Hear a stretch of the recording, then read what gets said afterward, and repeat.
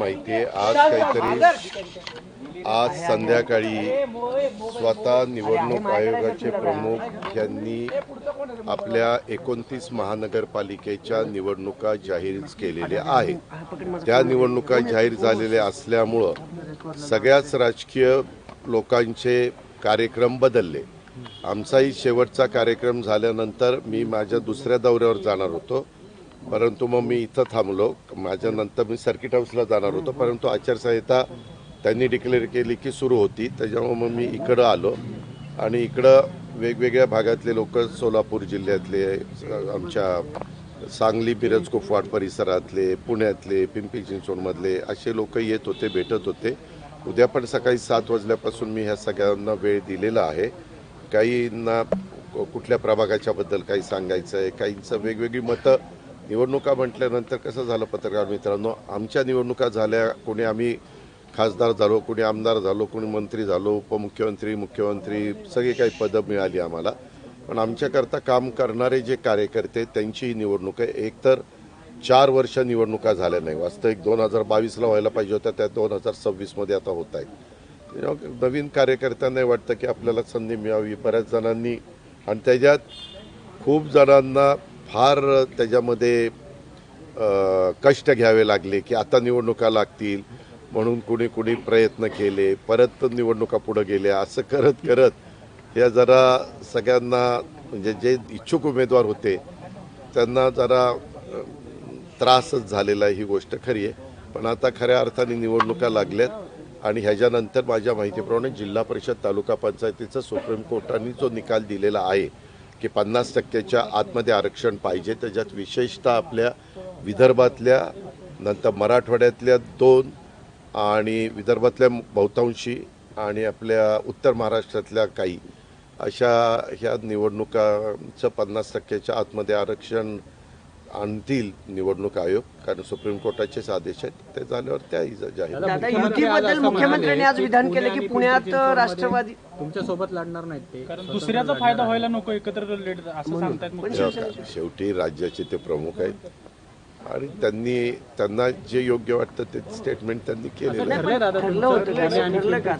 त्याच्यामध्ये त्यांनी जे काही मला त्यांनी काय सांगितलं ते माहिती नाही, परंतु त्यांनी सांगितलं याचा अर्थ चर्चा होऊनच झालेला असेल म्हणूनच ते बोलले। अरे बाबा, मी तिथला कार्यक्रम संपल्या इथं आलो, मी TV पण बघितला नाही किंवा काही मला माहीत नाही मुख्यमंत्र्यांनी काय स्टेटमेंट केलं। मी तर तुम्हाला म्हणतोय की मुख्यमंत्र्यांचं स्टेटमेंट जे झालेलं आहे ते निश्चितपणे आम्ही अनेकदा एकत्र बसतो, चर्चा करतो, त्याच अनुषंगाने त्यांनी केलं असेल। पुणे आणि पिंपरी चिंचवडसाठी काय रणनीती असणार? पुणे आणि पिंपरी चिंचवडसाठी रणनीती काय असणार दादा? त्या संदर्भामध्ये रणनीती निवडणुका लढवायची असणार, दुसरं काही तुम्हाला याच्याबद्दल काही माहिती नाही का की पुणे? अरे बाबा, अनेक विषयाच्या बद्दल आम्ही चर्चा करतो, त्यांनी आता काय तुम्हाला सांगितलं हे मला माहिती नाही, पण तरी देखील मी सांगतो की त्यांनी सांगितलं याचा अर्थ विचारपूर्वकच त्यांनी स्टेटमेंट केलं असेल। पवार यांच्याशी आमची चर्चा झालेली आहे, पुणे आणि पिंपरी चिंचवड मध्ये आम्ही एकत्र लढणार नाही असं ते म्हणाले। ठीक आहे, बरोबर आहे।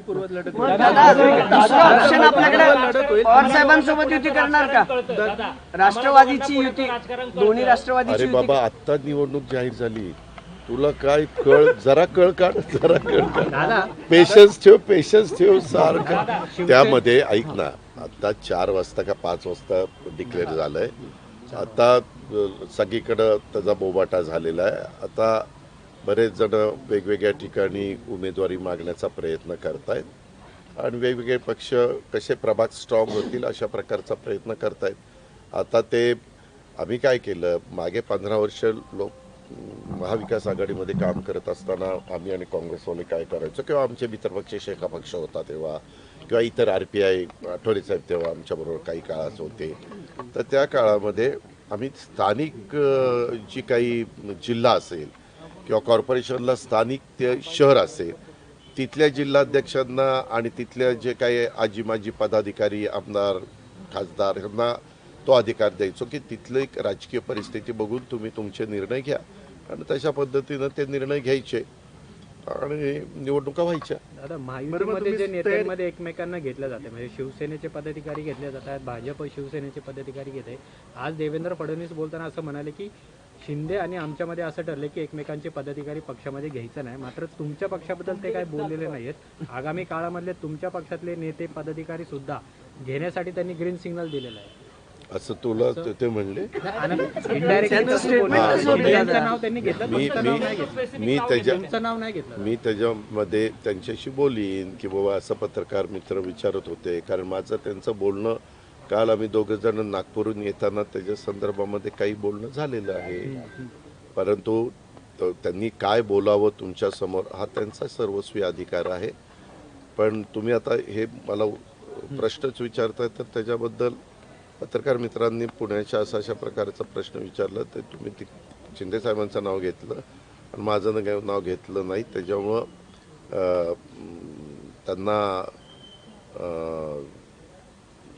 एक बातमी त्याच्यातनं होऊ शकते किंवा तुमच्या कुणाच्या सूत्रांच्या माहितीनुसार अरे पण ते तसं बोलले, परंतु तुम्ही त्याचा अर्थ मराठी भाषेचा कसा अर्थ काढावा तसा काढताय. तुम्ही महायुतीमध्ये एक प्रमुख पक्ष आहात, शिंदेचं नाव घेतलं, तुमचं घेतलं नाही, त्याच्यामुळे ठीक आहे मी विचारतो ना बाबा, विचारून सांगतो ना. शिवसेना असणार तुम्ही कुणाशी इतर पक्षांशी युती किंवा घेणार आहात का? अजून मी ठरवलेलं नाहीये.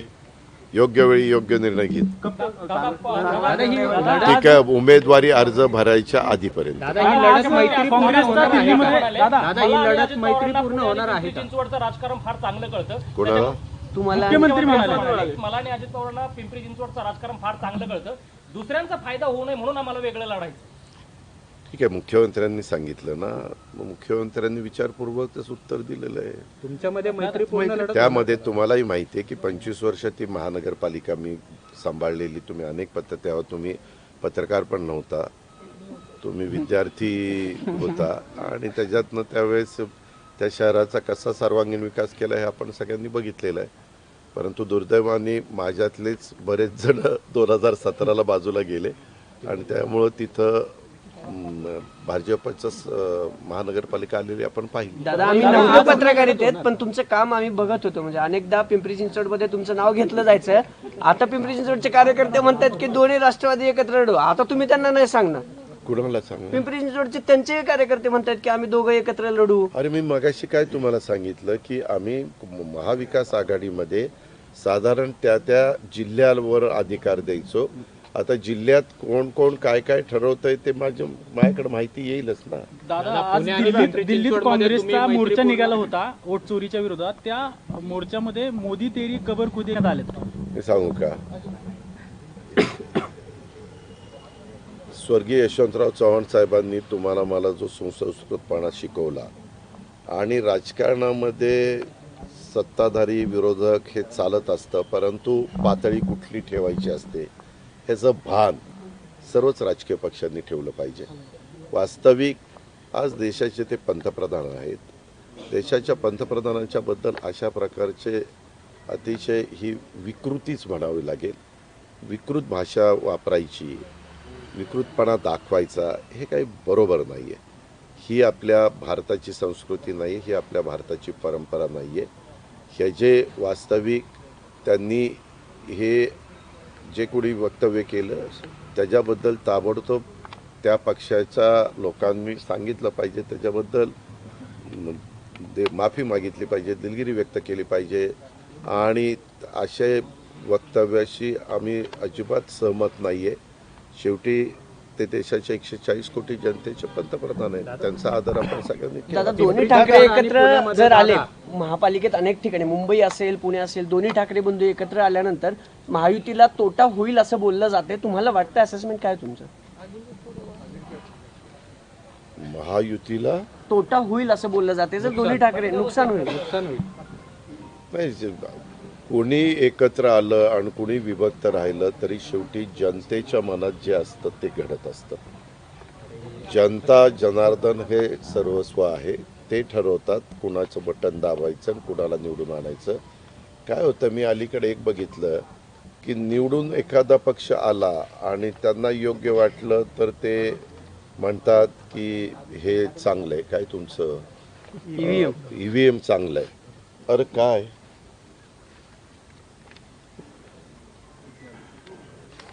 ईव्हीएम चांगलं आहे अशा पद्धतीनं काहीतरी ते बोलतात आणि जर नाही म्हटलं तर पराभूत झाले की म्हणायचं ईव्हीएमवर दोष ढकलायचा, हे पण बरोबर नाही. कारण तुम्ही बघा ना, महायुतीला आम्हाला लोकसभेला 31 जागा आमच्या पराभूत झाल्या, अवघ्या 17 जागा आल्या. त्यावेळेस त्यांना सगळ्यांना ईव्हीएम चांगलं वाटलं. आम्ही ईव्हीएम बद्दल काही बोललो नाही, कारण तो जनतेने दिलेला कौल होता. परंतु तोच लाडक्या बहिणींच्या निर्णयामुळं आणि शेतकऱ्यांच्या निर्णयामुळं बदल झाला 5 महिन्यांनी की लगेच ईव्हीएमला दोष द्यायला सुरुवात केली. पण एक गोष्ट मी मान्य करीन, काही काही ठिकाणी दुबार नावं, तिबार नावं किंवा एका मतदारसंघातली नावं दुसऱ्या भागात अशा गोष्टी झाल्या आणि त्याचा अनुभव सगळ्यांनीच घेतला. म्हणजे याच्याबद्दल मी रवींद्र चव्हाण साहेबांचं पण स्टेटमेंट ऐकलं. माझ्याकडे पण बऱ्याच तक्रारी आल्या. मी पण माझ्याकडे तक्रार आल्यानंतर त्या जिल्ह्यातल्या जिल्हाधिकाऱ्यांना सांगायचो की तपासून घ्या, किंवा माझ्याकडे पण काही असे पुरावे दाखवले गेले, फोटो तोच पण 3 ठिकाणी 3 नावं, उगीच किरकोळ असा बदल, अशाही पद्धतीनं झाल्या. आमचं म्हणणं की असं ज्यावेळेस होतं त्यावेळेस याद्या बनवणाऱ्या अधिकाऱ्यांनी आणि निवडणूक आयोगाने त्या पूर्णपणे पारदर्शक कशा राहतील, त्याच्यामध्ये कधीकधी समजा एखादा एरिया मला मतदान करणारा नसेल तर तो अख्खाच्या अख्खा उचलतात आणि शेजारी देतात टाकून आणि तेवढी नावं कमी करतात. आणि मग ज्यावेळेस वोटिंगच्या वेळेस तो मतदार जातो त्याच वेळेस त्याला कळतं अरे माझं नाव नाही, मग कोणतरी सांगतं अरे तुझं नाव पलीकडं आहे. असं पण होता कामा नये. लोकशाही पद्धतीनं संविधानाने जो अधिकार आपल्याला दिला त्या पद्धतीनं निवडणुका व्हाव्यात हे माझंही स्पष्ट मत. पुणे आणि पिंपरी चिंचवडमध्ये मैत्रीपूर्ण लढत होणार आहे का भाजप आणि तुमच्या? पुणे आणि पिंपरी चिंचवडमध्ये अरे त्याच्या संदर्भात तूच म्हणतो की मुख्यमंत्र्यांनी असं त्यांनी पण उत्तर म्हटलं. दिलं. ते म्हटले आता की मग मैत्री- मुख्यमंत्री आज सर्व आहेत भारतीय जनता पक्षाचे, त्याच्यावर त्यांनी सांगितल्यावर तसंच होणार ना. तुम्ही राष्ट्रीय अध्यक्ष आहेत तुमच्या पक्षाचे, म्हणून तुम्हाला त्या संदर्भात मुख्यमंत्र्यांनी सांगितलेलं तेच फायनल असेल. त्या संदर्भात मी यावेळेस काही करून पिंपरी चिंचवड महानगरपालिका राष्ट्रवादी काँग्रेस पक्षाची आणण्याच्या करता मी माझं सर्वस्व पणाला लावतो.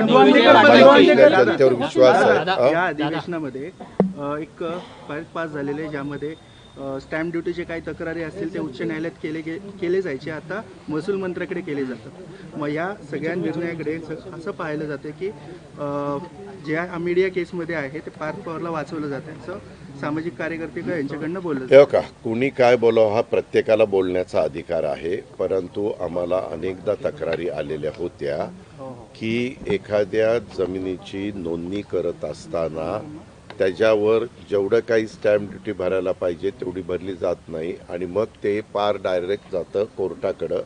वास्तविक सहकारामध्ये जसं एखादी गोष्ट त्या खात्याच्या वरिष्ठ अधिकाऱ्यांनी वेगळी काही केली तर त्याच्याबद्दल मंत्र्यांना हेरिंग घेण्याचा अधिकार असतो, तो अधिकार ठेवला. आणि त्याच्यानंतर त्यांनी कुठलाही निर्णय दिला तर महसूल मंत्र्यांच्या निर्णयाच्या विरोधात तुम्हाला हायकोर्टामध्ये जाण्याचा अधिकार आहेच.